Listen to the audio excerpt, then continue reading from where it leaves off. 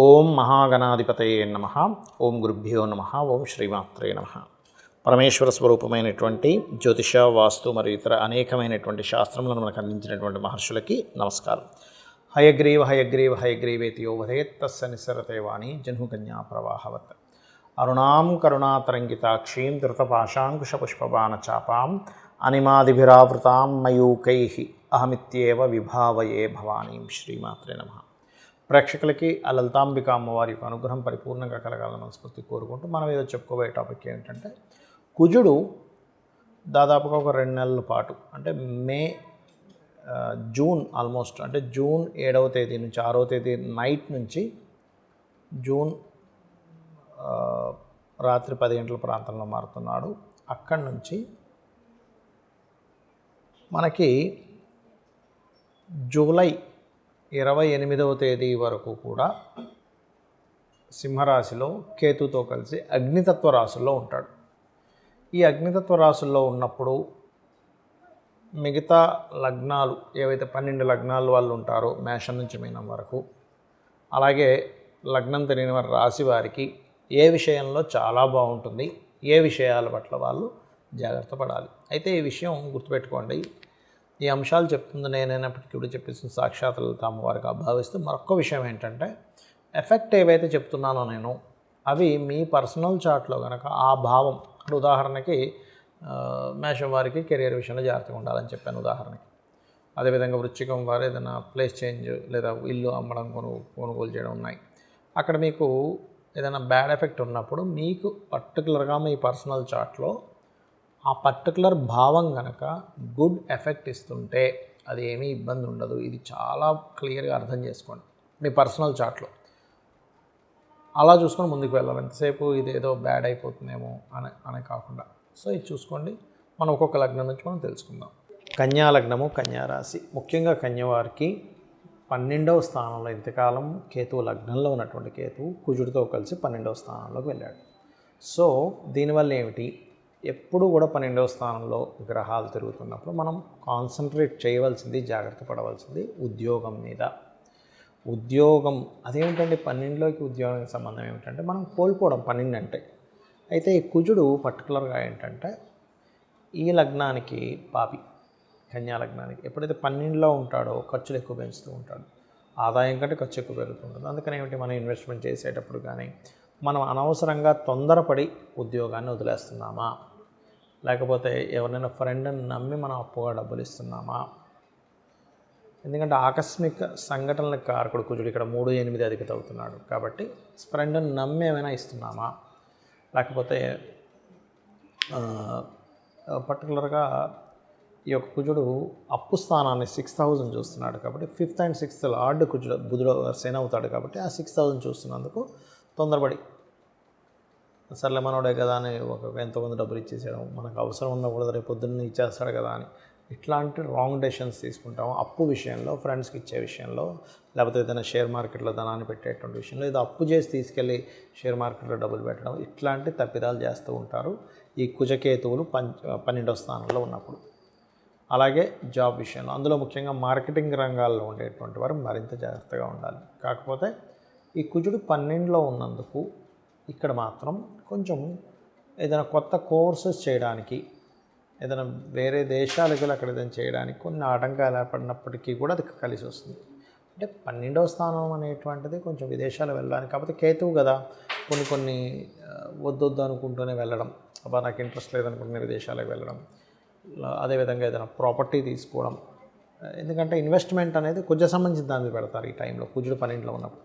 Land తీసుకోవడం, లేకపోతే ఏదైనా పుణ్యక్షేత్రానికి ఏదైనా డొనేట్ చేయడం, బికాజ్ ఆఫ్ కేతుతో ఉన్నాడు కాబట్టి ఇటువంటివి ఎక్కువగా జరుగుతుంటాయి. అయితే మీరు నిత్యము చేయవలసిన దేవతారాధన ఏమిటి అంటే, ఎక్కువగా మీరు కందులు, ఉలవలు దానంగా ఇస్తూ ఉండండి. 12లో ఉన్నందుకు ఖర్చులు తగ్గేటువంటి ఎనర్జీని ఇస్తూ ఉంటుంది. ఎట్ ద సేమ్ టైం మీరు వెంకటేశ్వర స్వామి యొక్క ఆరాధన చేయండి, అన్ని విధాలా మీకు బాగుంటుంది. అయితే ఇక్కడ ఇంకొక విషయం ఏంటంటే, మనకి ఈ కుజుడు మేషం నుంచి సింహరాశిలోకి ఎంటర్ అయ్యి కేతుతో కలుస్తున్నందుకు దేశకాల పరిస్థితుల్లో కూడా చాలా మార్పులు ఉంటాయి. ఏమిటవి? సర్వసాధారణంగా మనం చూసాం, ఎప్పుడైతే మనకి కుజుడు నీచ రాశిలో ఉన్నాడో పెహల్గామ్ అటాక్ కానివ్వండి, దాని తర్వాత మన వాళ్ళు ఆ యొక్క శిబిరాలని నాశనం చేయడం కానివ్వండి, ఇవన్నీ మనం ఒక 50 రోజుల క్రితమే ఇలాంటి అటాక్స్ జరుగుతాయనేటువంటిది అమ్మవారి అనుగ్రహం వల్ల మనం ప్రిడిక్ట్ చేసుకోగలిగాం. అయితే ఇక్కడ ఏంటంటే మరి ఈ కుజుడు కేతుతో కలిసినందుకు, కేతు అనేటువంటిది ఆధ్యాత్మికమైనటువంటి కేంద్రాలు గుర్తుపెట్టుకోండి.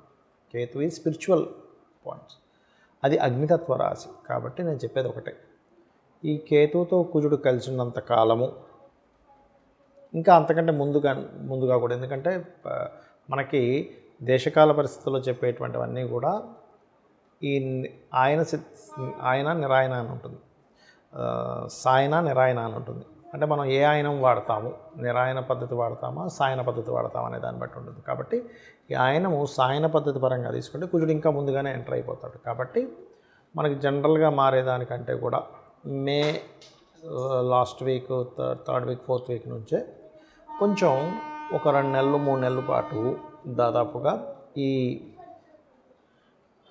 ప్రార్థనా మందిరాలు ఏవైతే ఉంటాయో, హిందువులు కావచ్చు, మన సిక్కులు కావచ్చు, ఇటువంటి ప్రత్యేకంగా స్పిరిచువల్ రిలేటెడ్ మనకు అమర్నాథ యాత్ర, నెక్స్ట్ ఇప్పుడు మనకు పుష్కరాలు వస్తున్నాయి, పుష్కరాలు రిలేటెడ్ సంబంధించిన విషయాల్లోని ఎనీ ఆధ్యాత్మిక, ముఖ్యంగా హిందూ సంబంధించినటువంటి ఏవైతే ఉంటాయో, హిందువులు కావచ్చు, ఎనీ వాళ్ళు కావచ్చు, ఆ యొక్క ప్లేసెస్లో కొన్ని అటాక్స్ లాంటివి ఉన్నాయి. కాబట్టి వెళ్ళే వాళ్ళు కాస్త జాగ్రత్తగా వెళ్ళండి.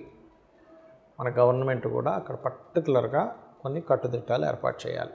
ఇది గోచారంలో జరిగేటువంటి అంశాలు. అలాగే ఏదైనా కొన్ని పార్టీల్లో ఉండే వాళ్ళకి కొంత చీలికలు, ఎందుకంటే గవర్నమెంట్ని ఫామ్ చేసేది, గవర్నమెంట్ రిలేటెడ్ అంతా కూడా రవి సంబంధంగా, రవి రాశుల్లో కేతు ఉన్నది చెప్తుంది. దాంతోపాటు కుజుడు వచ్చాడు కాబట్టి కొంచెం అది గవర్నమెంట్లో ఉండేవాళ్ళు, సీఎంలు, పిఎంలు, గవర్నమెంట్ రంగాల్లో ఉండేవాళ్ళు, ఒక పెద్ద స్థాయిలో ఉండేటువంటి వారికి కూడా కొంత జాగ్రత్తగా ఉండాలనేది చాలా స్పష్టంగా చూపిస్తుంది. కాబట్టి వీళ్ళు జాగ్రత్తగా ఉండాలి, అంతేగాని ఎవరిని భయపెట్టడం కాదు నా ఉద్దేశం.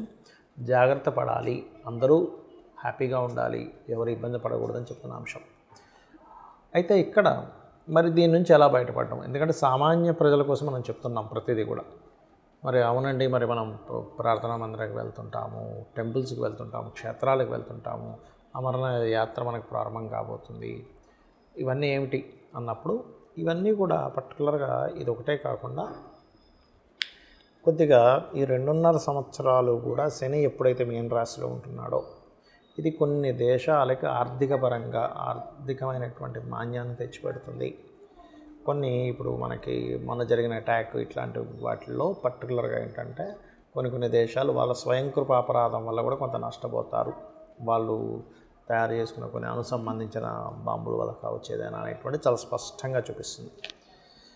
ఎవరికైనా సరే ముఖ్యంగా ఎటువంటి ఇబ్బంది కలగకుండా ఉండాలంటే కాస్త బయటకు వెళ్ళే ముందు ముఖ్యంగా గణపతి ఆరాధన, సుబ్రహ్మణ్యేశ్వర స్వామి ఆరాధన, కాలభైరవుణ్ణి తలుచుకోండి. ఓం గణాధిపతయే నమః, ఓం సుబ్రహ్మణ్యేశ్వర స్వామియే నమః, ఓం కాలభైరవాయ నమః అనుకోండి. మరొక విషయం ఏంటంటే ఈ కుజుడు కేతువు కలిసి ఉన్నంతకాలం ఎవరైనా ఇప్పుడు జనరల్ పీపుల్ కనుక సంతానం కోసం చేసే ప్రయత్నం విషయంలో చాలా జాగ్రత్తగా ఉండాలి. ఎందుకంటే ఇది న్యాచురల్ 5th హౌస్. చాలామందికి పాపం సంతానం ఉండదు, ఏమంటే మేము పలానా IUI కానీ IVF చేయించుకుందాం అనుకుంటున్నాం, ఈజ్ ఇట్ రైట్ టైం అని అంటే న్యాచురల్గా 5th హౌస్ సింహరాశి. సంతానం మీరు గమనించండి, ఎవరి జన్మ జాతక చక్రంలో అయినా సింహరాశి పాడైంది అనుకోండి వాళ్ళకి పర్టికులర్గా, అది కూడా పని కట్టుకొని 5th హౌస్ అయింది అంటే ఏ మేషలగ్నం అయింది, అప్పుడు ఏమవుతుందంటే లేదా 5th పోర్ట్ఫోలియో అక్కడ పడి అక్కడ పాపగ్రహాలు ఉన్నాయి, పాపం వాళ్ళు ఆ సమయంలో చేసే ప్రయత్నం సఫలీకృతం అవ్వదు. కాబట్టి ఈ యొక్క విషయంలో చాలా జాగ్రత్తగా ఉండండి. అయితే మనకి పర్టికులర్గా జూలై 28వ తేదీ నుంచి కాలసర్ప యోగం నుంచి కుజుడు బయటకు వస్తున్నాడు. సో ఎప్పుడైతే కుజుడు బయటకు వస్తాడో కాలసర్ప యోగం కూడా పోతుంది. ఇంకొక విషయం ఏంటంటే నేను చాలాసార్లు చెప్పాను, కాలసర్ప యోగాన్ని లేదా దోషాన్ని అనుకోండి మీ పర్సనల్ చార్ట్లో చూసుకోకండి. ఇదంతా దేశము కాలము సంబంధించినవి చెప్పాలి. సునామీలు వస్తాయని, భూకంపాలు వస్తాయి, అందుకే చూడండి అంత భూకంపాలు రావడం జరిగింది రకరకాల ప్రదేశాల్లో. అలాగే యుద్ధ సంబంధించిన ప్రభావం జరిగింది, ఎందుకంటే కుజుడు నీచంలో ఉండడం వల్ల. అందుకని అనవసరంగా కాలసర్ప యోగం ఉందని భయపడకండి. నేను మీకు గతంలో కూడా చాలాసార్లు చెప్పాను, మరలి ఇంకోసారి గుర్తు చేస్తున్నాను మీకు ధైర్యంగా ఉండడం కోసం. పర్టికులర్గా ఇక్కడ 180 మంది దేశాల ప్రజలకి, 180 మంది దేశాల్లో ఉండేటువంటి ప్రజల్ని పాలించేటువంటి ప్రెసిడెంట్లకి కాలసర్పదోషం ఉంది. మీకు కావాలంటే నేను మీకు ఒకసారి 180 దేశాల యొక్క వాళ్ళకి చూపిస్తాను. అంత దాకేందుకు మీరు నెట్లో కొట్టి వాళ్ళ డేట్ ఆఫ్ బర్త్లు తీసుకుంటే కాలసర్పయోగంలోనే ఉంటాయి వాళ్ళ జాతకాలన్నీ కూడా. మ్యాక్సిమం 90% ఆఫ్ జాతకాలు. అంటే ఇక్కడ మనం అర్థం చేసుకోవాల్సింది ఏంటంటే కాలసర్పదోషం కేవలం కాలానికి సంబంధించిందే కానీ జన్మజాతకానికి కాదు. మరి జన్మజాతకానికి ఇబ్బంది పెట్టేటట్టయితే అంత పెద్ద ప్రెసిడెంట్ ఎట్లా అయ్యాడు, సీఎం ఎలా అయ్యారు, పిఎం ఎలా అయ్యారు అని అర్థం చేసుకోవాలి. మెగాస్టార్ చిరంజీవి గారికి కూడా ఉంది. సో ఇక్కడ మనం అర్థం చేసుకోవాల్సింది ఏంటంటే ఈ కుజకేతువుల యొక్క ప్రభావం మీకు పూర్తిగా తగ్గాలంటే సూర్య భగవానుని చూస్తూ అర్ఘ్యం వదలండి. అందులోనే గణపతిని, స్కందుని చూసుకోండి. నవగ్రహాల్లో కేతు కుజ గ్రహాల దగ్గర దీపారాధన చేయండి. కాలభైరవ అష్టకం చేసుకోండి. గోవులకి క్యారెట్స్, గ్రాసము తినిపించండి. అన్ని విధాలా బాగుంటుంది. అందరూ బాగుండాలని మరోసారి అమ్మవారిని కోరుకుంటూ శ్రీమాత్రే నమః.